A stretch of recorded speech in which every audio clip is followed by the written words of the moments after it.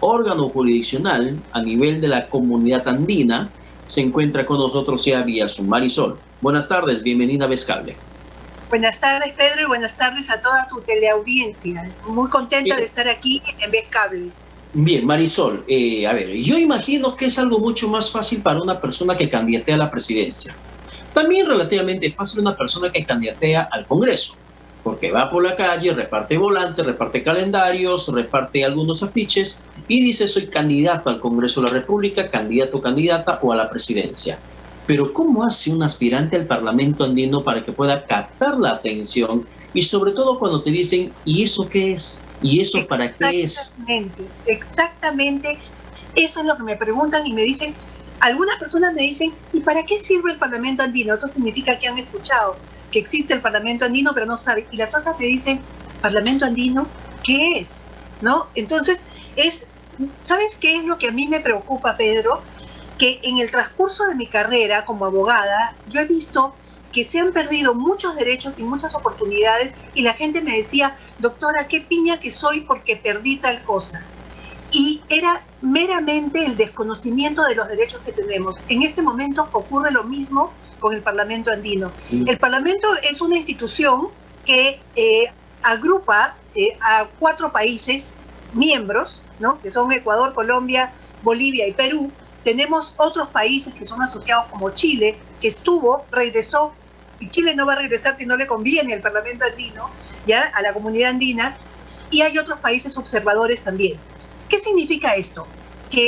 Y te lo pongo como un ejemplo. Me contaba una amiga colombiana que ha sido contratada aquí en el Perú y que es casada con un peruano, y me dice, Marisol, yo tengo más derechos como ciudadana andina que como esposa de Hugo. ¿Te das cuenta de lo que eso significa, de lo que nos estamos perdiendo? Cuando nosotros nos casamos con un peruano, ¿no? Como pasa si nos casamos con un nacional de otro país, adquirimos ciertos derechos. Como ciudadanos andinos tenemos los mismos derechos que como peruanos, colombianos, ecuatorianos y bolivianos. O sea, si tú, Pedro, o yo, o cualquier persona que nos está viendo, viaja por contratado o para ofrecer sus servicios profesionales o como empresa a uno de los países miembros, es igual que si estuviera viajando a Ica, a Tacna o a Cajamarca, con los mismos derechos. Y te digo, no necesita pasaporte, no necesita brevete, tiene la posibilidad de ir a hacerse proteger por las autoridades de ese país, tiene la posibilidad de estudiar y homologar sus grados, de llevar a sus familias, o sea, tal cual si estuviera un peruano, tal cual si estuviera en el Perú. Igual para todos los países del miembro, o sea, de los países miembros. Somos ciudadanos andinos y no conocemos nuestros derechos.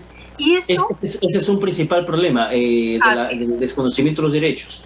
Porque, por ejemplo, la gente lo mínimo que conoce del Parlamento, de la comunidad andina, es que puedo viajar con DNI a Colombia, puedo viajar con DNI a Ecuador, puedo viajar con DNI a los países miembros de la comunidad andina. Pero más allá no conoce, sabe que en el control fronterizo le van a dar un salvoconducto, pero que no necesita un tema migratorio, un tema de visado, nada de esos trámites engorrosos. DNI, salvoconducto para que pueda justamente transitar en el territorio extranjero. Pero ¿por qué pretendes llegar al Parlamento andino, Marisol? Es otra inquietud que tengo.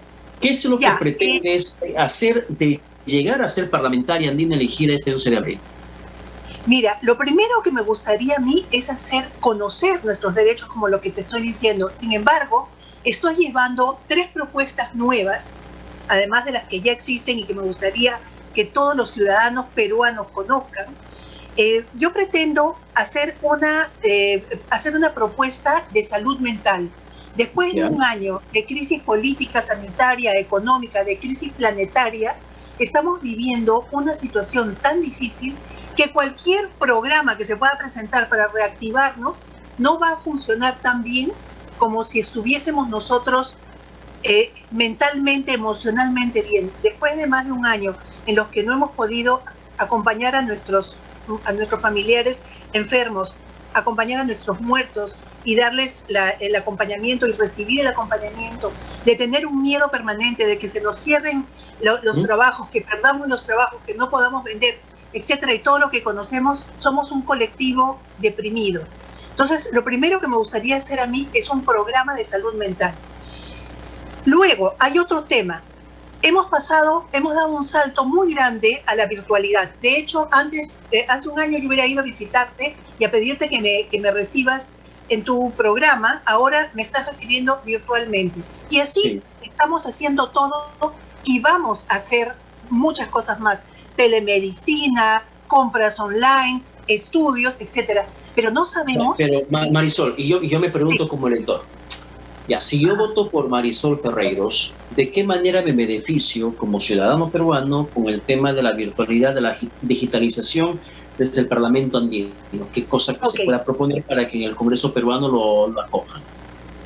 Esto ya es una realidad. Lo que necesitamos saber es que estamos permanentemente soltando nuestros datos personales que nos ponen en una situación vulnerable y que si ya existían estafas, fraudes, etcétera, y no solamente te hablo de las 20.000 llamadas que puedes recibir a la semana de diferentes personas que te ofrecen servicios, sino te hablo de los fraudes que se pueden ocasionar. Vamos a tener que comprar, ya estamos comprando con tarjetas de crédito online, y nuestros datos, ¿cómo se protegen?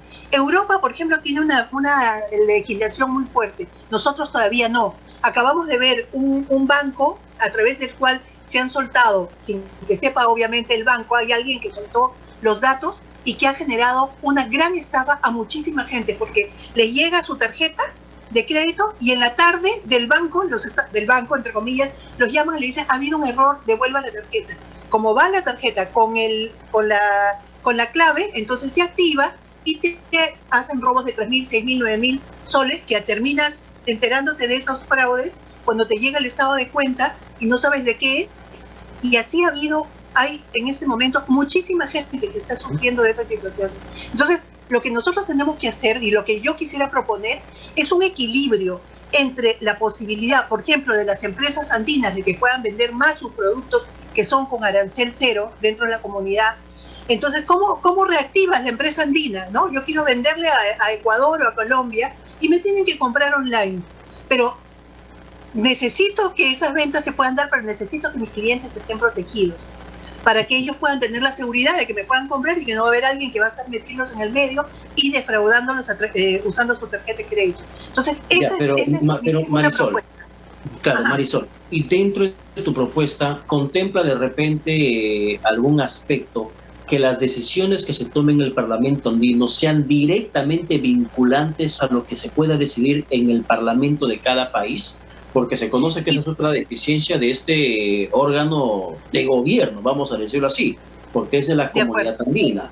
Aquí en nuestro país, en Lima, en Aramburú, se encuentra la sede de la Comunidad Andina de Naciones. Y yo te pregunto esto porque se sabe que el Parlamento andino, más allá de proponer, más allá de acordar entre parlamentarios andinos, alcanza la propuesta, la iniciativa al Congreso de la República de cada país y ese Parlamento verá si lo acepta o no lo acepta, si lo aprueba o no lo aprueba.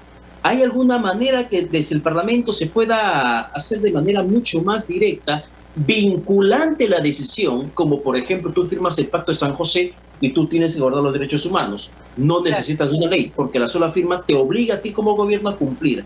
Tú firmas el acuerdo de la OIT y tú sabes que hay convenios, hay artículos que tienes que cumplir, aunque no sea un tema de carácter aprobado por ley mediante, no sé, algo similar que puede ocurrir con la comunidad andina. Tú tienes toda la razón cuando me dices que el trabajo y todas las propuestas que se hacen a través del Parlamento andino se tienen que trabajar y armonizar, no solamente entre los parlamentarios andinos, o sea, estas propuestas nacen del Parlamento andino y se tiene que hacer el trabajo de armonizar cada uno con sus respectivos parlamentarios nacionales. De ahí nacen las normas, y si es verdad que del Parlamento no hay una ley que diga esto, señores, es vinculante y obligatorio para todos los países, tiene que salir esa obligación del Parlamento de cada uno. Pero te cuento cuál ha sido mi experiencia personal. Yo he sido presidenta de la Sala de Propiedad Intelectual en Indecopi, y nosotros cuando resolvemos un tema de derecho de autor, de marcas, de patentes, la primera ley que nosotros citamos es la de la comunidad andina, que es la decisión 351 o la decisión 486, que ya se ha hecho norma comunitaria obligatoria. Entonces nosotros primero citamos, te das cuenta, ha habido un trabajo en el que efectivamente ya es una norma que todos los países tenemos que cumplir. Entonces, luego ya se nacionalizan las normas que están emitidas por el Parlamento andino. ¿Y la reglamenta? Sí, se reglamenta también, pero digamos que está la decisión 351, digamos, en el caso del derecho de autor, y está la ley 822, en el caso de la ley peruana, que se complementa, que se amplía, digamos. De alguna manera, no se reglamenta, no es la palabra técnica, pero sí se amplía y se adecua al Perú. Eso sí, es cierto, retiro ese término, no la reglamenta, porque reglamenta es una ley. Sí. Lo que sí haces es complementar, como haces, por ejemplo, con la Constitución Política del Perú. Hay lineamientos básicos y mediante una ley tú la puedes reglamentar. En el contexto electoral eso está bastante demarcado. Así es. A ver, entonces, y es bien cierto lo que mencionas, el Parlamento andino no aprueba leyes, adopta decisiones, aprueba decisiones, toma decisiones, y eso tendría que ser de carácter vinculante para cada congreso. Por favor, Marisol, el tiempo nos ha quedado un poco corto. Rápidamente reitéranos tu candidatura, el número y tu partido al cual estás postulando al Parlamento andino. Yo soy Marisol Ferreiros y postulo por Somos Perú al Parlamento andino con el número 6. Una propuesta más que se me ha quedado en el aire es la de educación en valores.